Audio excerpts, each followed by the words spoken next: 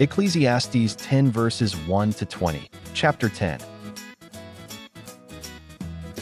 We see here that the injustice of life suggests the adoption of a moderate course.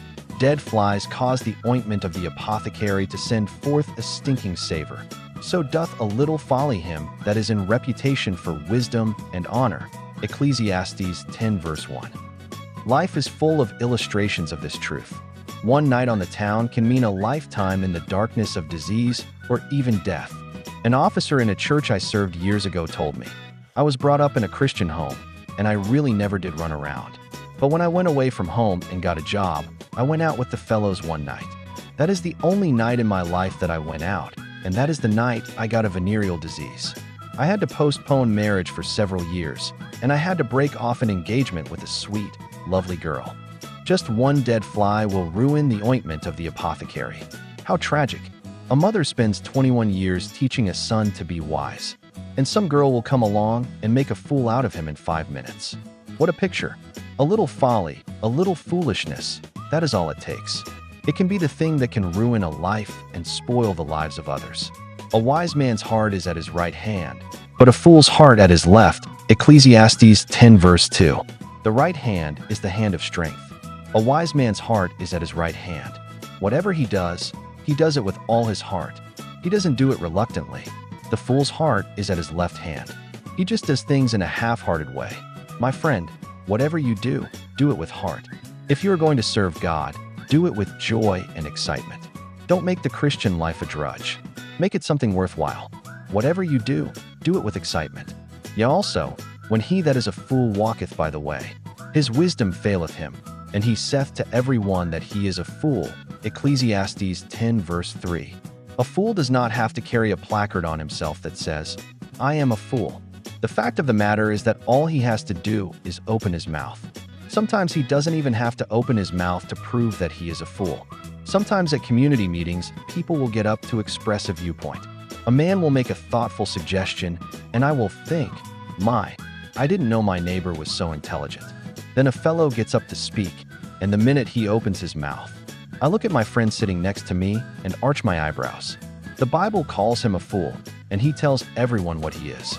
If the spirit of the ruler rise up against thee, leave not thy place. For yielding pacifies great offenses. Ecclesiastes 10:4.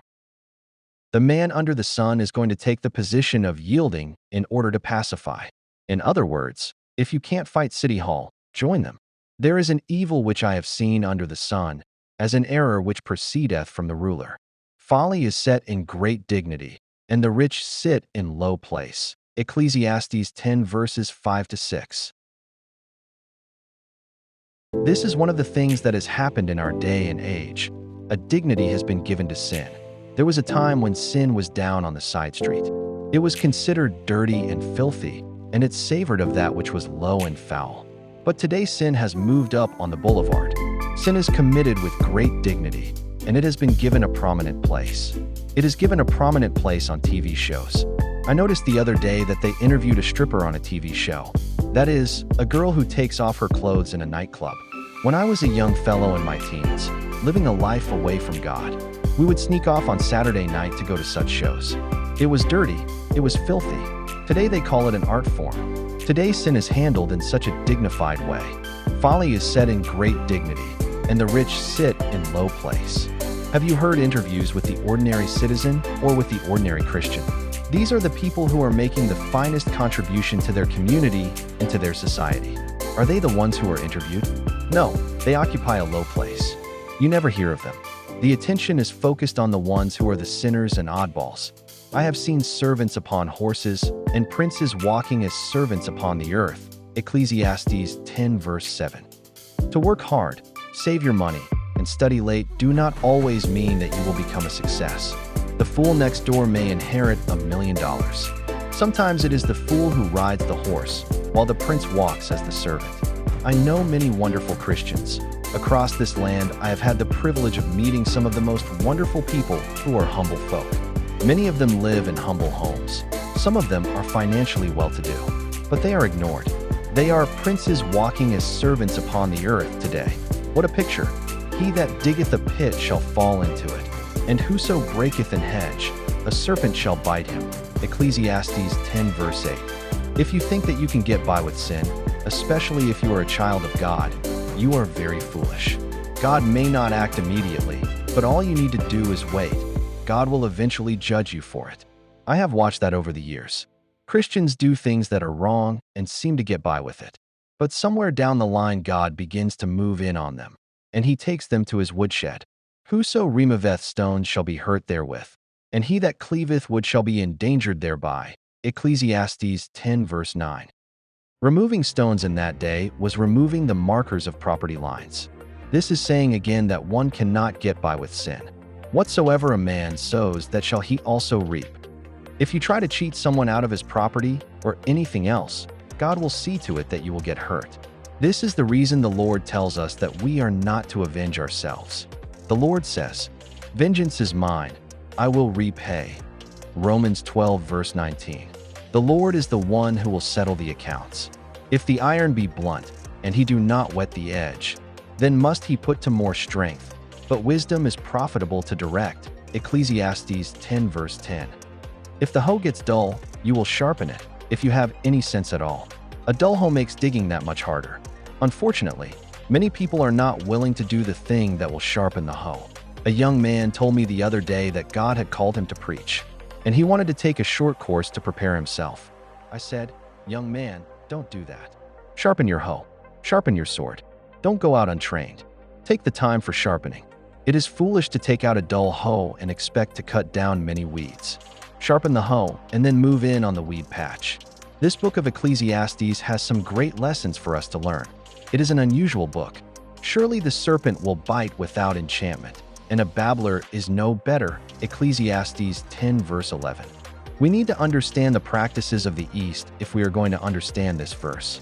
It is very similar to Psalm 58 verses 4 to 5. Their poison is like the poison of a serpent. They are like the deaf adder that stoppeth her ear, which will not hearken to the voice of charmers, charming never so wisely. The same idea is found in Jeremiah. For, behold, I will send serpents, cockatrices, among you, which will be charmed, and they shall bite you, saith the Lord. Jeremiah 8 verse 17. The adder is a very deadly reptile. We have all seen pictures of the Indian fakirs, and I believe it would be just as correct to spell it fakers, who play a doleful sort of tune on a horn to charm the cobra. The cobra does a sort of dance. I suppose one could call it the cobra hula dance. The cobra will not strike as long as the tune is being played on that horn. Now I don't know about you, but if I had one of those horns, and a cobra came along, I'd be a long-winded person. I'd play as long as I possibly could. But there will come a time when the cobra or the adder will not listen, and finally he will strike. When he does strike, it means death. The serpent, in the passages we have quoted, probably is not referring to literal snakes. I think it is referring to that person, babbler, who will deceive you, who will betray you, a Judas Iscariot. After all, that's what Antichrist will be to the nation of Israel in the Great Tribulation period. Even among people in the church you will find those who will say things that are not true. Surely the serpent will bite without enchantment, and a blabber is no better. He may pose as your friend, but he is going to bite you like a serpent no matter how nice you are to him. This was the kind of sorrow that David felt when his friend Ahithophel turned against him. Ahithophel had been his counselor and his personal friend, but he left David and went with Absalom when Absalom rebelled. That broke David's heart. I think David was a broken man after the rebellion of Absalom. Up to that time, I doubt that there had ever been a ruler like King David in his prime. After that time of rebellion, David became an old man. He pours out his heart in Psalm 55, and this is the picture we get. Solomon is saying that in view of the possibility of this happening, one should be very careful. I would say that that is the philosophy of life of the average person today. He is the do-gooder who walks in the middle of the road. He has been told to be careful with so-and-so, who can repeat what he says and twist it. So when Mr. Do-gooder faces these people, he adopts a very sweet attitude toward them, but he is very careful what he says. Sometimes it seems that we actually should confront the kind of person who takes facts and twists them and point out to them exactly what they are doing. However, I know from experience that if you point them out, you will be attacked in a most vicious manner. The words of a wise man's mouth are gracious, but but the lips of a fool will swallow up himself. Ecclesiastes 10 verse 12. The lips of the fool will swallow up himself, and those who are around him as well. That is why one should be careful in making friends and choosing the right kind of friends. When I taught school, I always advised the freshman class, you are going to make friends here that will be friends with you for life. You may even meet your mate here, and of course some of them did. So be careful about the friends you make. When my daughter went away to college, I gave her that same advice. I told her she would have the greatest opportunity of all her life to make some wonderful friendships. But I advised her to be careful in choosing her friends. There are some people who will try to destroy you. There are people who are like the adder or the serpent. If you are nice to them and can keep them charmed, things will go well. But be very careful how you act in their presence. This is good advice, my friend, but it is a middle-of-the-road course, as you can see. The beginning of the words of his mouth is foolishness, and the end of his talk is mischievous madness. A fool also is full of words. A man cannot tell what shall be, and what shall be after him. Who can tell him? Ecclesiastes 10 verses 13 to 14. How true this is. Have you ever noticed that if you have a group and you throw out a topic for an open discussion, there will generally be some loquacious person in that group? I believe that now they call such sessions rap sessions. When I was young, we called them bull sessions. Usually some person who likes to talk will take over the discussion, and often he will say foolish, absurd things. The group begins to wish that one person would keep his mouth shut. This is one reason why I am not very fond of open discussions. When I have a question and answer period, I always encourage people to write out their questions. If you don't do that, you will almost invariably find one babbler in the group. One talker who comes under this category of being a troublemaker.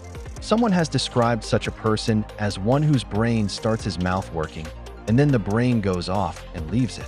The labor of the foolish wearieth every one of them, because he knoweth not how to go to the city. Ecclesiastes 10 verse 15. Today we would say the fool doesn't know enough to come in out of the rain. Woe to thee, O land, when thy king is a child, and thy princes eat in the morning. Ecclesiastes 10 verse 16.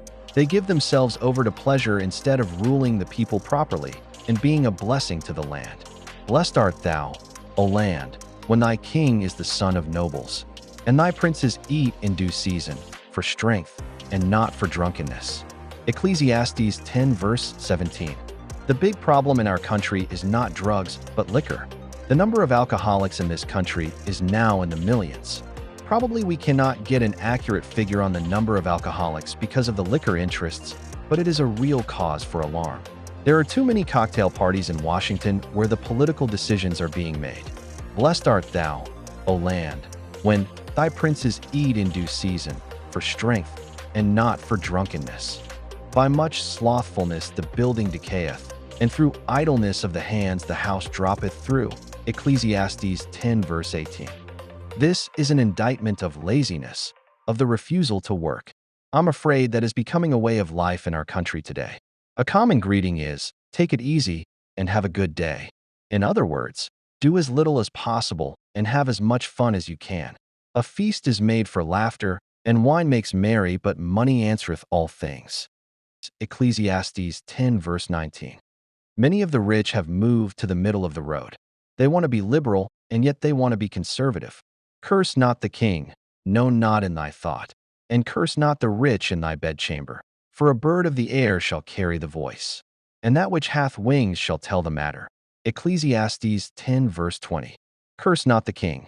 Regardless of our president's political party or his views, I do not feel that he should be caricatured or made an object of ridicule. In the New Testament, Peter says, honor the king. 1 Peter 2 verse 17.